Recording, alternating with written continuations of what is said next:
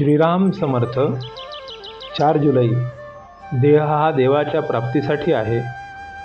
एकदा असे झाले की एका साधूकडे चोरांनी चोरी केली। ते पळून जात असताना शिष्यांनी पाहिले, तेव्हा चोरांना धरून त्या शिष्यांनी खूप चोप दिला। हे त्यांचे करणे गुरुला समजले, तेव्हा त्या चोरांना आणून गुरुने त्यांच्या अंगाला तेल वगैरे लावून स्नान घातले आणि त्यांना पंचपक्वान्नाचे भोजन दिले। हे असे काय करता म्हणून शिष्यांनी गुरुला विचारले, तेव्हा त्याने शिष्यांना सांगितले की तुम्ही तरी काय करता?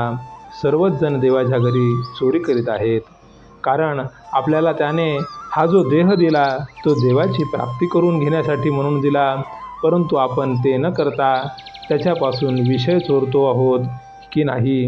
म्हणून विषयात आसक्ती न ठेवता आपण मनापासून देवाची भक्ती करावी। आपण सर्वांनी मी भगवंताकरिता आहे असे मनाने समजावे। सर्व ठिकाणी भगवंतच भरलेला आहे अशी मनाची पक्की खात्री झाल्यावर मग द्वैत आपोआप नाहीसे होऊन जी एकाग्रता साधते ती खरी समाधी होय।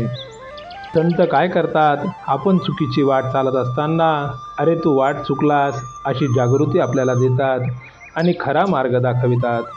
ते सदा सर्व काळ समाधी सुख भोगीत असतात आणि नेहमी भगवंताविषयीच सांगत असतात। भगवंतांच्या लीला पाहणाऱ्यांनाच खरा आनंद मिळतो। आपण एक दाणा शेतात पेरावा आणि त्या बदल्यात 1000 दाणे घ्यावे, ही भगवंताची लीला आहे। भगवंताच्या ठिकाणी जे जे आहे ते सर्व आपल्या ठिकाणी आहे। जसा मारुतीमध्ये देव अंश होता तसा तो आपल्यामध्येही आहे।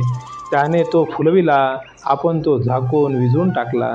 मारुतीचे ध्येय डोळ्यासमोर ठेवावे, त्याने ब्रह्मचर्य, भक्ती, दास्य आणि परोपकार करण्याची तऱ्हा या गोष्टी आपण शिकाव्यात। मारुती हा चिरंजीव आहे। ज्याची तशी भावना असेल त्याला अजूनही त्याचे दर्शन होईल। मारुतीला सर्व सृष्टी रामरूपी दिसली, हेच खरे भक्तीचे फळ आहे। उपासक देहाला विसरला की उपास्य मूर्तीमध्ये त्याला जिवंतपणा अनुभवाला येऊ लागेल। माझ्या देवाला हे आवडेल का, अशा भावनेने जगात वागावे। हाच सगुण उपासनेचा मुख्य हेतू आहे। भगवंत दाता आहे, तो माझ्या मागे आहे, तो माझे कल्याण करणारा आहे, ही जाणीव झाली की जे मिळेल ते भगवंताच्या इच्छेने मिळाले ही भावना होऊन आहे त्या परिस्थितीमध्ये समाधान मिळेल। समाधान आणि आनंद हीच खरी लक्ष्मी होय। आपली वृत्ती अशी असावी की कुणाला आनंद पाहिजे असेल तर त्याने आपल्याकडे धाव घ्यावी। आपण संपत्ती कितीही दिली तरी पुरी पडत नाही, पण वृत्तीचा आनंद देऊन कधीच संपत नाही। वृत्तीचे समाधान ही भगवंताच्या कृपेची खूण आहे। श्रीराम समर्थ।